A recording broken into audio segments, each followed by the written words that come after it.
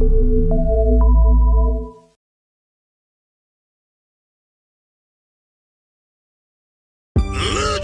Borga, the Hellraiser from Helsinki. The look and the presence he had was world class. He was big, he was tall, he was muscular, he was a real-life badass. But the reason why we're doing this television program now is not because he was a great wrestler that was a standout for years, but because he was in wrestling and then did some other batshit stuff.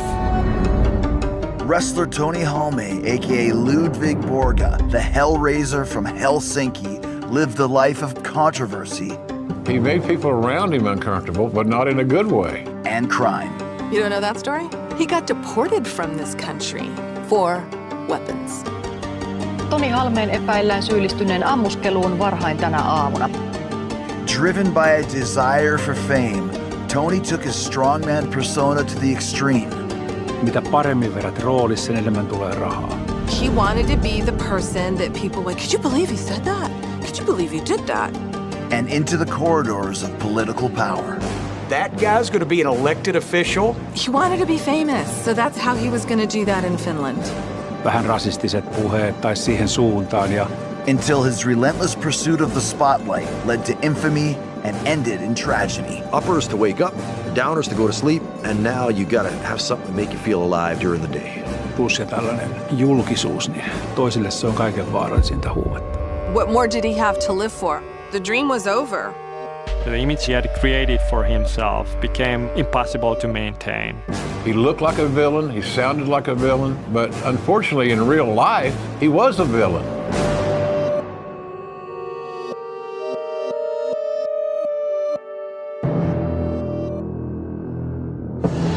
This man is a powerhouse, Ludvig Borga.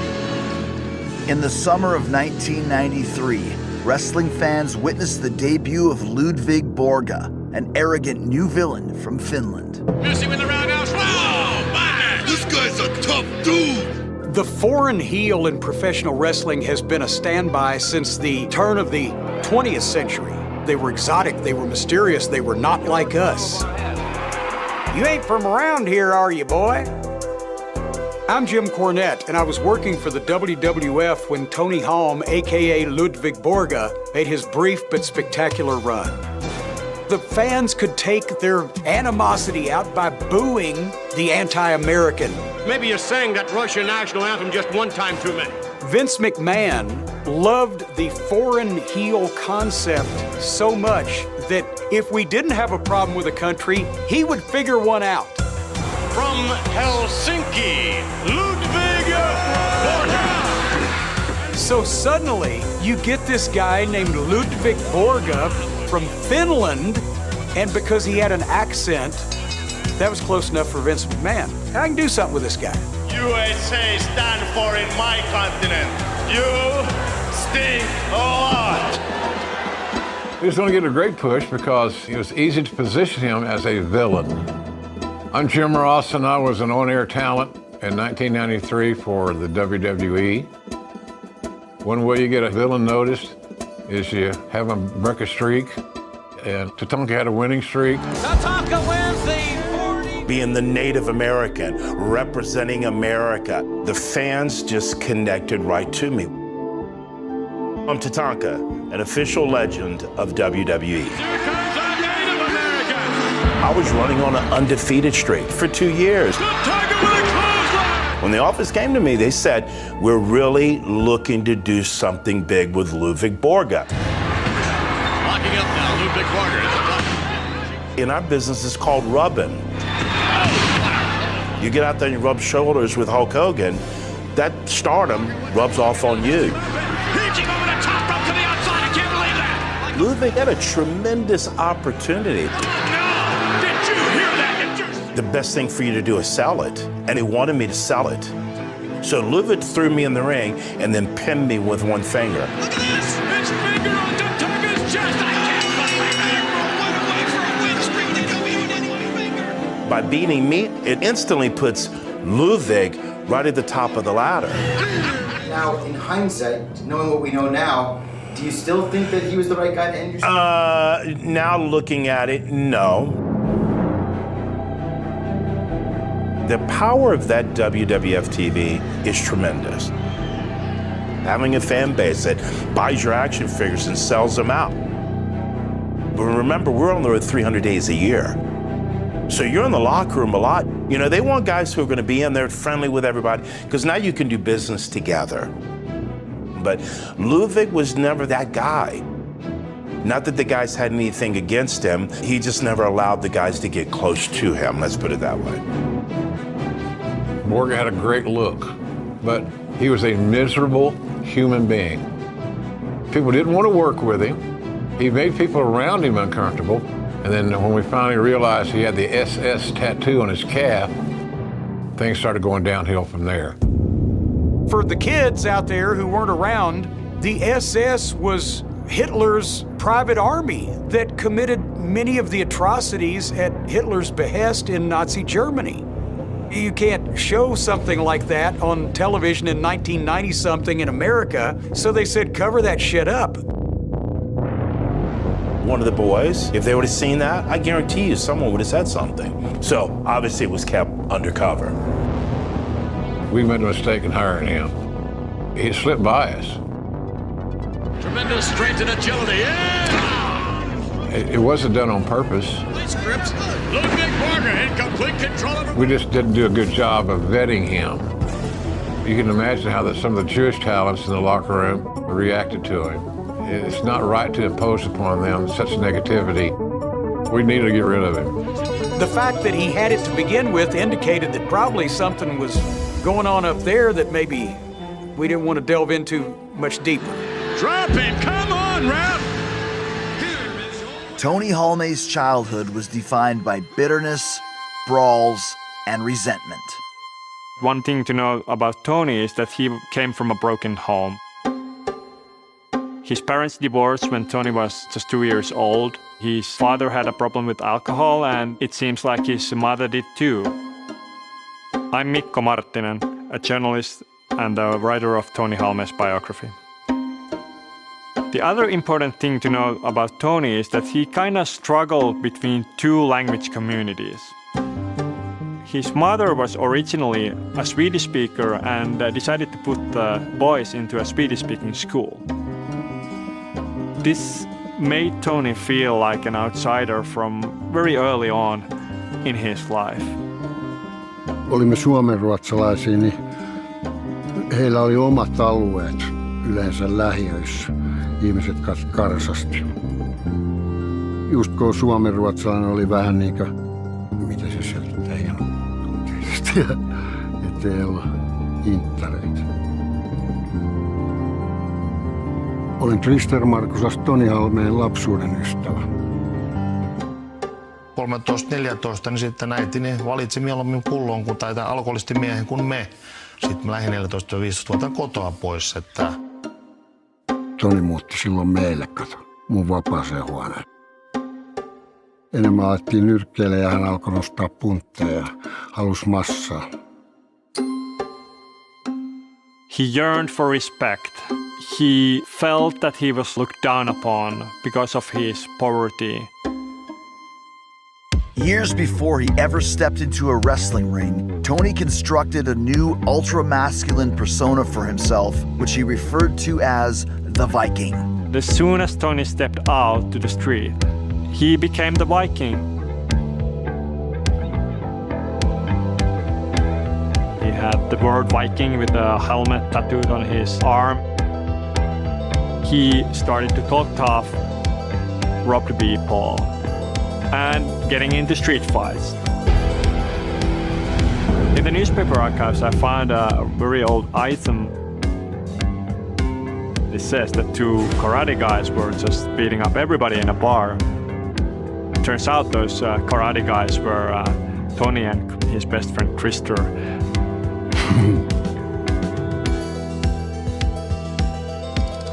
Tony was fascinated with movies. The one movie that really made an influence on him was Taxi Driver. Maybe Tony saw him as the same kind of outsider as Robert De Niro. And when he saw that movie, he decided that he will move to the United States someday.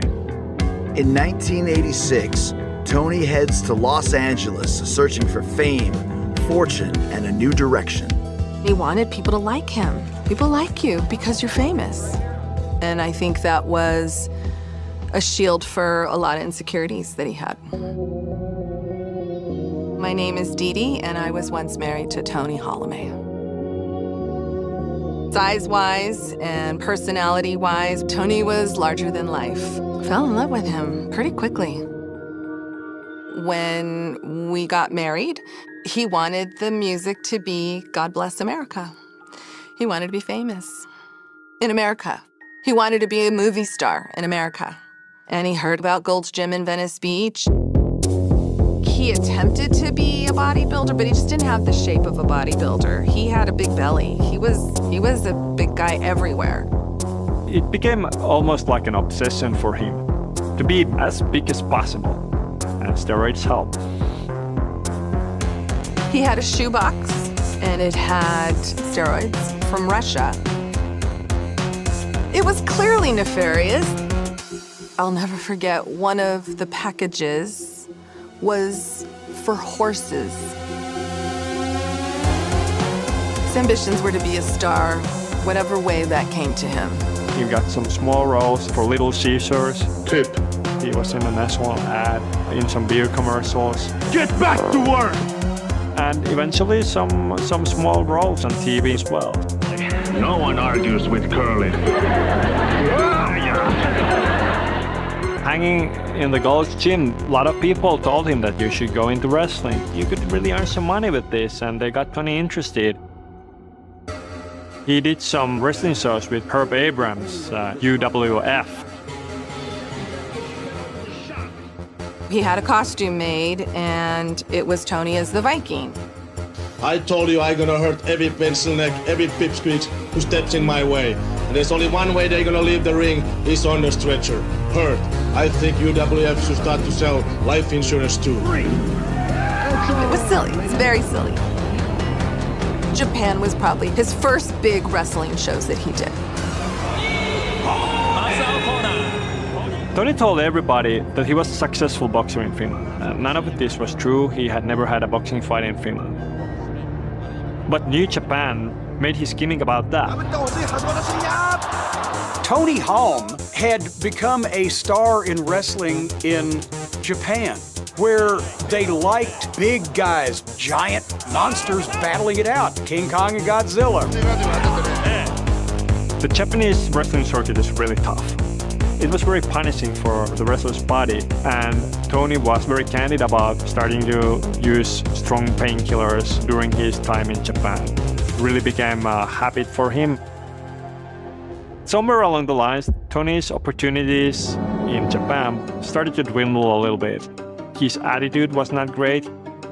When I met Tony, the way that he spoke to you made you understand that he really held himself to be somebody. But you have to know who else is in the room. My name is Michael Maggiolotti, alias the Rebel Starbuck. I'm the pioneer of Finnish professional wrestling. Tony would wrestle tags alongside guys like Scott Norton against the Japanese contingents. From what I've heard, Tony Hollomay rubbed some people the wrong way, ethnically. He had sympathies towards the white brotherhood. He had a lot of friends who were skinheads and whatever else. And the wrong thing came out of his mouth. And a fight broke out between Scott Norton and Tony Hollomay at the bar. I think that enough was enough, and now it was Judgment Day.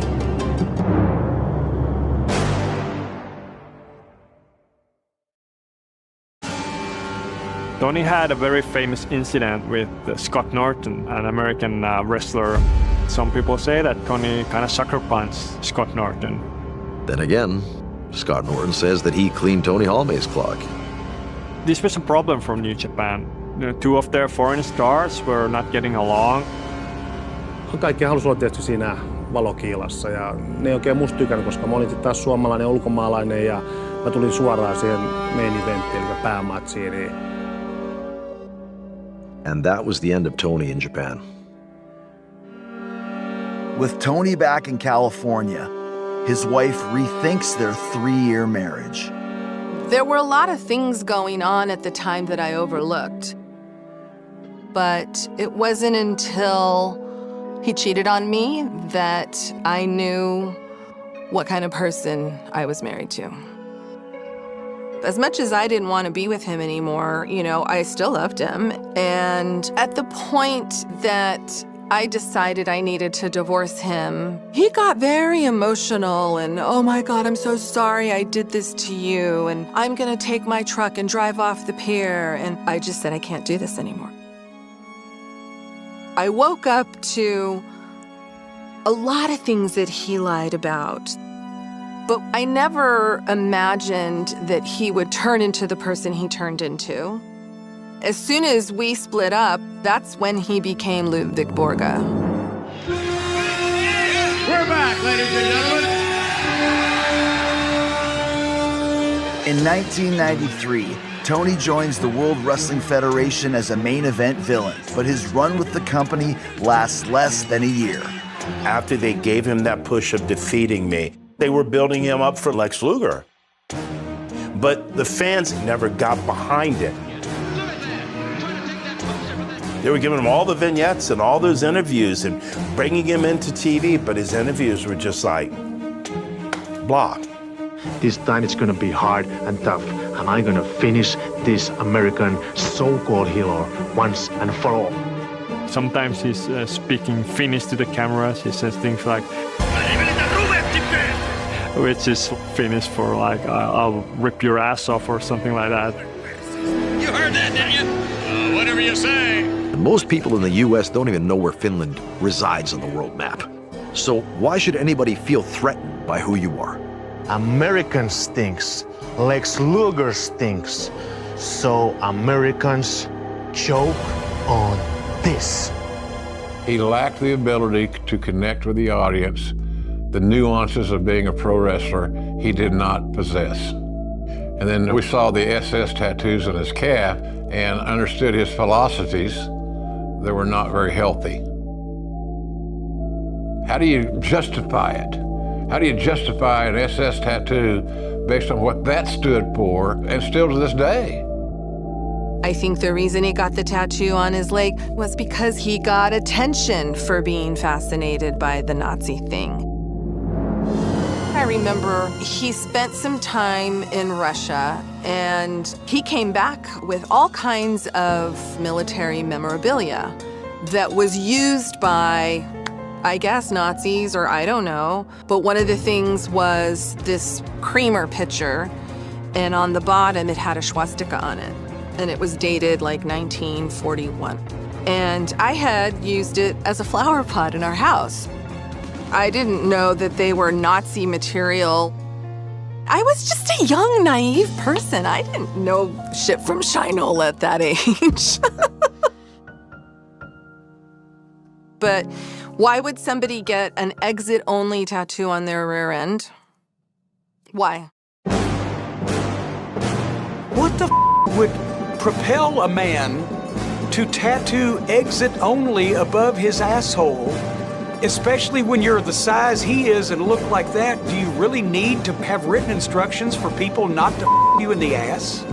Does there have to be a written warning? What the is going on with that?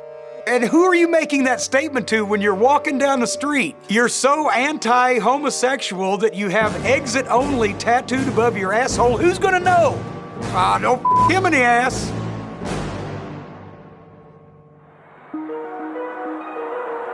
While wrestling at Madison Square Garden, Tony injures his ankle in a match. With Tony being injured, he was unceremoniously dropped, and I don't know if any of the audience really missed him either. Whatever the reason became was good to get rid of him. I'm glad he did get hired on my watch. And he pretty much self-destructed once he left WWE. So if WWE is no longer an option, where do you go from here? So Tony is looking for work, and he gets signed to fight in UFC. And now he tries to make the transition to the UFC. And Tony doesn't take the training very seriously. First I try to hit him as hard as I can. If I miss that one, I rip his arms off the socket or his legs off the socket. So his opponent ends up being Randy Couture, who will become a legend of the sport. 2 first-timers to the UFC. Let's get it on! And we're looking at a big size difference here. Oh. Prior to the fight, he had said, I will never tap out. I would rather get out of there dead. But, you know, as soon as the choke is on, And he's very quick. he ends up losing in 1 minute. That's the end of his MMA career.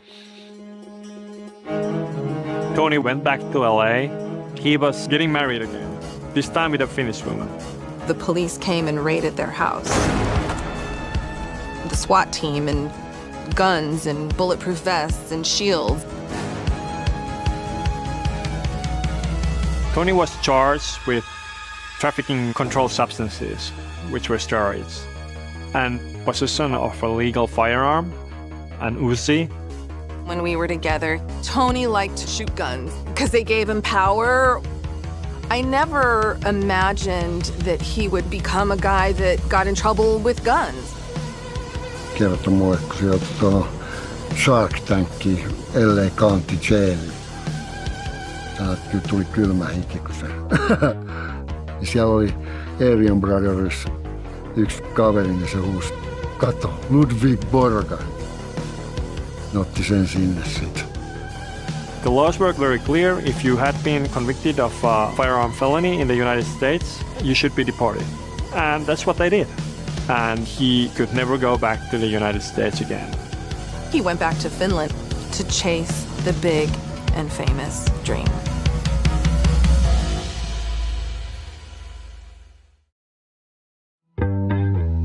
Tony's quest for fame in America is cut short, forcing him back to Finland to pursue his dream once more. I think it was a really hard blow for Tony to be forced to leave the United States. He wants to be famous, he's a showman, so he's ready to try everything. He was the Finnish heavyweight professional boxing champion, and all of us kids loved his character. In the Finnish version of the TV show Gladiators, kaikki tietää maailmassa gladiaattorit. Hänen rooli oli pelottava viikinki. Moikka, mä oon Marianne. Eka kertaa näin Tonin ja käteltiin gladiaattorikuvauksissa Helsingissä.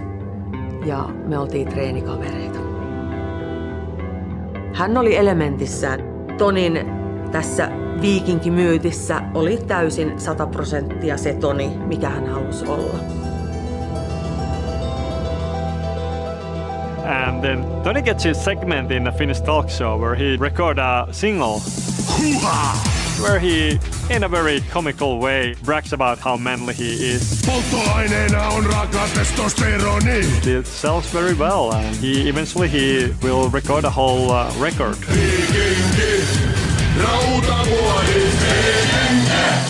At this point, Tony Halme is one of the most famous people in Finland, in fact. Everything Tony touches is gold. To the Finnish people, he really was superhuman. He achieved something. He was in Hollywood. He went to do Die Hard 3. Wait, Jesus, don't open it, it's a bomb. Even though it was a side role, he was a goon. That broke the news barrier as far as making Tony Halme a household name. He had learned in wrestling how to sell his character, and he decides to write an autobiographical book.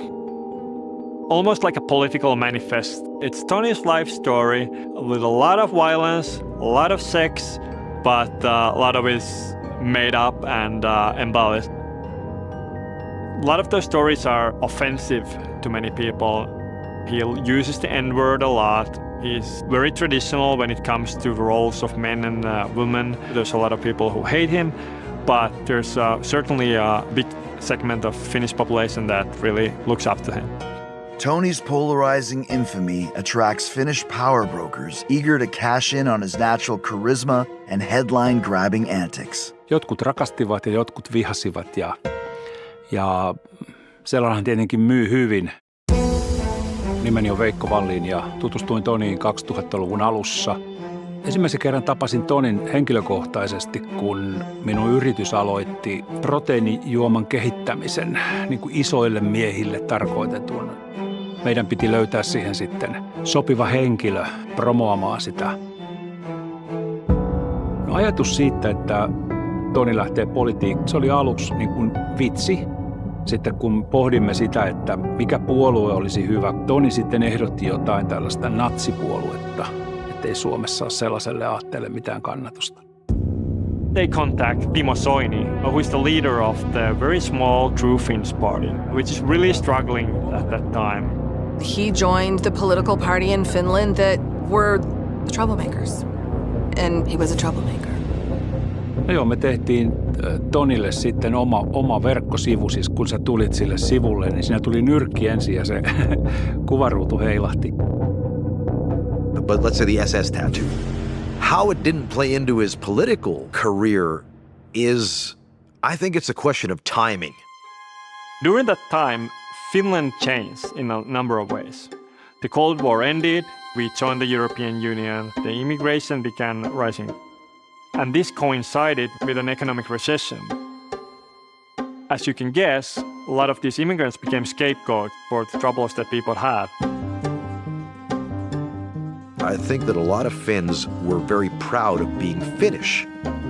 So when you do away with national identity, a lot of people saw it as a threat. So that's why I believe that he was forgiven. Let's take care of our own before we take care of anybody else. We weren't as liberal then as a nation as we are now. And he had charisma, especially for the Finnish people, for the Finnish audience. They understood him. The closest equivalent to Tony Halme as a politician is Donald Trump. The feelings they evoke in their audience are much more important than facts. And if you look at it, so many parallels in pro wrestling and politics. It's all about how to manipulate people's emotions. Tony said what he thought, and he didn't have any regard for political correctness. Niin kuin moni sanoo, että mulla on homofobia. Eihän mä niitä pelkää, ne pelkää mua. He also didn't care if the things that he said were true or not. Didn't he say that Tarja Halonen, our president at the time, didn't he say that she was a lesbian? Toni antoi sen haastattelun ja sitten mä kysyin häneltä, että mihin sä annoit tuon haastattelun. Toni sanoi, että no se oli joku radiokanava, mutta kai ne sen leikkaa pois. Että no se oli suora lähetys. Kaduttaako sinua? En edelleenkään. Mä sanoinkin, että mua kaduttaa se, että enintään se, että monet Suomen naiset niin kuin siitä otti itteensä. Mä en halunnut mitään. He talks about immigration in a way that is actually extremely offensive and racist. Rikostilastot rumenevat samaa tahtia, kun ulkomaalaisten määrä maassamme kasvaa. Eli että kun hän huomasi, että ne vähän rasistiset vitsit uppoavat siihen hänen yleisönsä, niin hän ajatteli, että no vedetään. Mutta hänellä taas oli bingo-pango ja apu-babu, jotain tällaisia. Mikä on halventava? Silloin mä voin ehkä joskus käynnissä, että mä en muista mikä sen Pavienin nimi oli, joka haastatteli, mutta se on mun tapa, mutta edelleenkin mä uskon tähän demokratiaan ja en mä suutani siivu, koska ihmiset äänesti Toni Viikinkin Halmea. Toimittajat keskusteli, että pitäisikö Tonista kirjoittaa ollenkaan mitään, pitäisikö se vaieta kokonaan, että onko se niin kuin vaarallinen henkilö suomalaiselle yhteiskunnalle, voiko häntä päästää televisioon niin kuin ollenkaan. Että onko nämä liian radikaaleja nämä mielipiteet. Sitten se vaalipäivänä näkyy, että kehen ihmiset luottaa. Ehkä yksi vielä suurempi ääniharava yllätys oli Toni Halme, joka Helsingissä valittiin perussuomalaisten listoilta eduskuntaan. Kaikki meni hyvin, kunnes sitten Toni valittiin eduskuntaan. Siitä alkoi alamäki.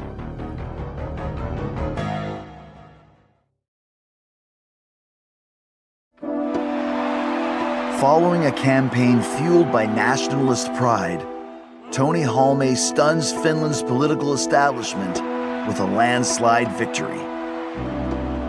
Incredibly good numbers. It was gangbusters. People just voted for this guy en masse. Eli Toni sai 5. eniten ääniä koko Suomessa. Ollut ehkä mulle suurempi yllätys kuin niille lopulle suomalaisille, jotka ei mua äänestänyt. If you had said in the locker room at the time, see that guy over there, he's going to be elected to political office. You would say, somebody needs to treat this guy. If If you'd have said he's going to be a nationalist right-wing lunatic, I'd have said, okay, I'll buy that. But politician, I wouldn't have got that far. Now in office, Tony escalates his divisive rhetoric. Sinä olet itse sillä kannalla, että tuomioita pitäisi koventaa kädet. Miksi? Koska näin on miestä, joka kädettömänä raiskaa naisen. Ja me tietenkin ympärillä, jotka oltiin, niin oltiin sillä, että Toni, että voitko vähän rauhoittua, että tämä on vähän niin kuin noloa. Mutta ei mitään, Toni ei häntä pystynyt pidättelemään. Toni oli sellainen mies, joka sanoi ne asiat, mitä monet miettii. Mä voin kertoa, että ne ihmiset, jotka asuvat ulkomaalaisten naapurissa, nukkuvat erittäin huonosti, jos ollenkaan. A lot of people hold Tony Halme to be I guess a white supremacist would be the correct term. Kutsua esimerkiksi mua natsiksi tai jotain muuta, niin se on pikkasen eri kuin sanoa jotain, että Sanot tärkeintä on pysyä vaan koko ajan otsikoissa, että silloin jengi puhuu, niin se osasi sen kyllä. Natsi, se on pikkasen eri, kun mä haluan jotain homoksi. Okay. Mä oon nimittäin aivan varma, että joka ikinen niistä 90 juutalaista olisi mieluummin nuolu jonkun perseen kunnon kaustettu. Kysy sellaisesta. Itse huomasin, kun olin siellä sitten eduskunnassa hänen kanssa samassa huoneessa, niin ne tarinat vaihtuivat viikoittain. Sanoit, no joo, ei sitä aina muista, mitä sitä on tullut sanottua. Että se oli koko ajan se fakta ja fiktio meni hänellä. Että hänellä oli kuitenkin siinä aviovaimo ja asiat sillä tavalla taloudellisesti niin kuin hyvin ja niin kuin ulkopuolisen silmin ei pitäisi olla mitään sellaista, mikä olisi hänet vienyt niin kuin siihen tuhoon. Että kyllä mä näen, että suurin syy on se trauma, mikä hänessä oli. Niin silloin se tuhon kierre on todella voimakas. At this point, he had already developed a serious alcoholism problem on top of his drug addiction. Kyllä sen ymmärtää, katsoo sen lääkeaineiden ja hormonien ja huumeiden ja alkoholisen sekoituksen, kun se koktaili oli koko ajan päällä, hedelmäkulho täynnä niitä ja kellon tarkkuudella otetaan milloin mitäkin. Ja Tonihan käytti sanontaa, että Veikko, elämä on kemiaa. By 2003, Tony's increasing substance abuse becomes impossible to ignore. Sitten huomaa sen, että tämä liukuu väärään suuntaan. Sä yrität jarruttaa tilannetta. Kaiken oot tehnyt. Ja sehän on pakko päästää irti siinä kohtaa, kun olin kesäkuun alussa irtisanouduin ja lähdin sitten. Ja sitten tapahtui nämä kaikki ikävät käänteet. Tony had promised to have an exhibition match against his old friend and sparring partner.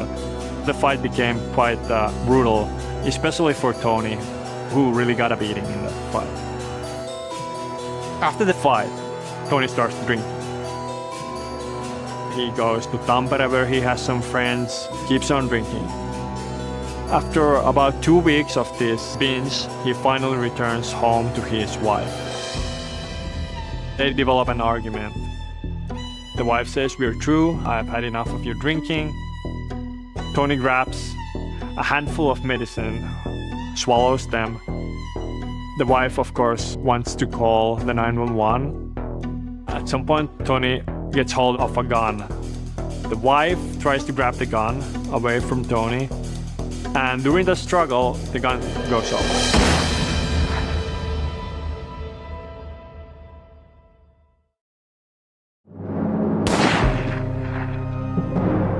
To this day, we're not sure whose finger was on the trigger, but the wife flees the apartment, calls 911.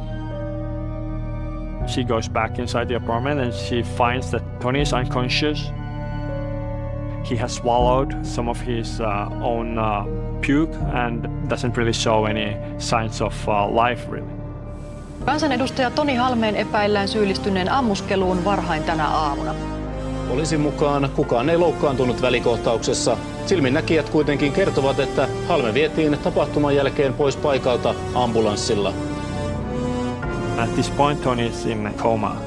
There are all kinds of infections and he has suffered from lack of oxygen, so he's in a pretty critical condition. Poliisi on ollut tänään yhteydessä Halmetta hoitaviin lääkäreihin, joiden mukaan Halme on yhä heikossa kunnossa. He really struggled for his life for the first couple of weeks. Eventually, they managed to revive him. But by this point, it's clear that he has suffered some serious brain damage. He can only talk like one word at a time, and he starts the slow process of recuperating.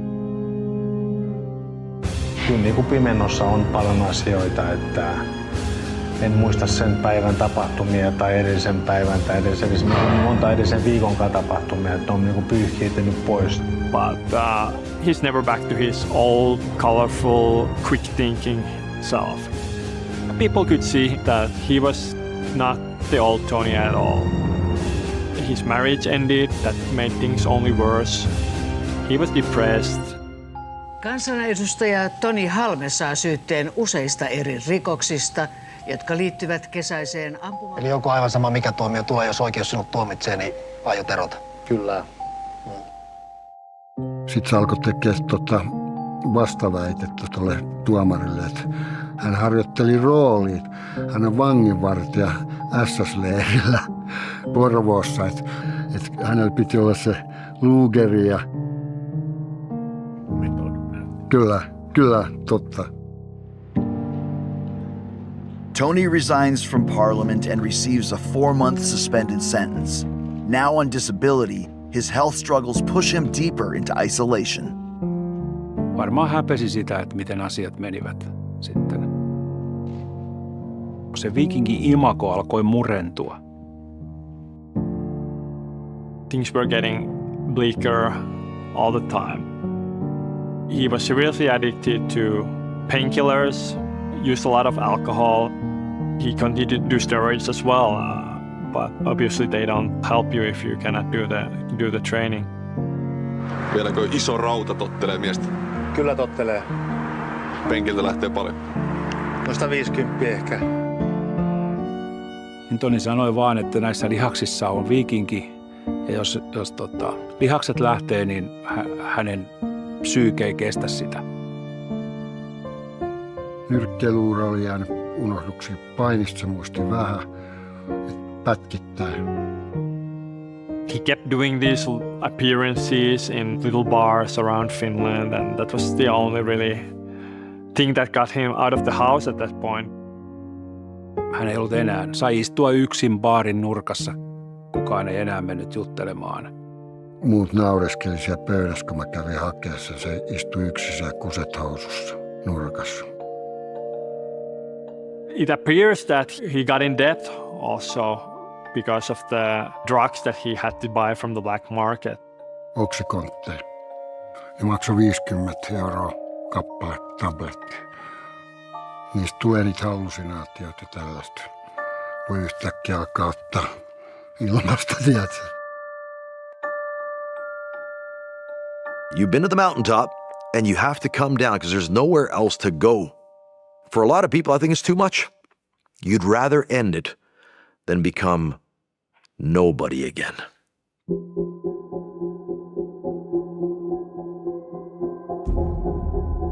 Mä olin sitten, hänen syntymäpäivää piti viettää.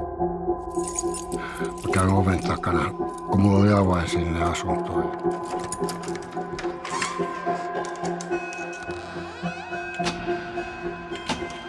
Soitan, niin puhelin kuuluu sisään. Soitin sit poliisit.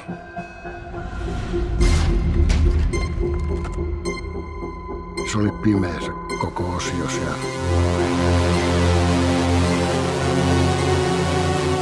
Mä luulin, että Toni nukkuu, siis oli niin kuin näin siinä.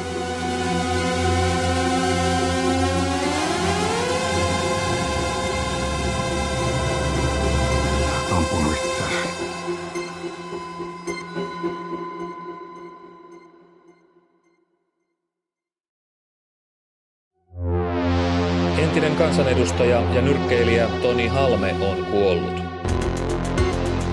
On January 10th, 2010, Tony Halme is found dead by suicide, bringing a sudden end to his turbulent life. Halme oli 47-vuotias. Why did he arrive to that decision? Obviously, we can only speculate. But it must have been very hard for him to see himself in the condition that he was, which was so far removed from the ideal that he always held of a big, strong man. Toni joskus sanoi, että hän on mieluummin niin kuin vuoden leijonana kuin 40 vuotta hiirenä. Kun se viikinki oli poissa, niin ei ollut syytä elää enää. Not surprised. Didn't shed a tear. What does a person do to another person where you don't even get emotional about that? Because he was a piece of shit and he burned the bridges. You know, he treated people horribly. Mä uskon, että Tonin motivaatio treenata salilla, tulla vahvaksi oli ihan sama kuin minulla. Tulla vahvaksi, ettei kukaan voi vahingoittaa. Ja sitten kun lähdetään menemään sinne juurisyyhyn, mitä Toni itse sanoi, että hän on niin ollut katkera elämälle, mitä hänelle on niin tapahtunut, että äiti ei välittänyt. Siinä isossa äijässä niin mä näin sen pikkupojan, joka kaipasi sitä huomiota ja rakkautta. Ehkä vähän sitä halveksuntaa ja sitten sitä vihaa. Että on ihan varma, että lapsuuden traumat on tehnyt hänestä sellaisen kuin hän on. Mutta jos sitä ei käsittele, niin se viha vaan kulkee koko aika matkassa mukana, että ihminen tuhoaa lopulta itsensä. When the man hates like this man, you're not gonna beat this man. So, what is his legacy? Here comes Borga and Ludvig Borga stumbles a bit. He was best known as Ludvig Borga, a nondescript heel from Finland who never really connected with the audience. I was ringside. Can't remember a Ludvig Borga match because he just didn't stand out in that environment. He was an asshole. And that's where I leave it. Tony brought everything that he had learned in the American show business and wrestling to Finland at the right time, and really revolutionized Finnish politics in a lot of the same ways that Donald Trump changed politics in the United States. And this really paved the way for a lot of politicians that ran on anti-immigration themes everywhere in Europe during the next couple of decades.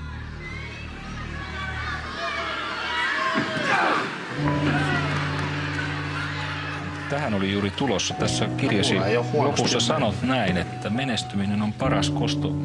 Niille, jotka mä elämäni varrella jouduin kestämään ja sitä se on mulle ehkä läksynä muillekin, että katkeruus ehkä on hyvä.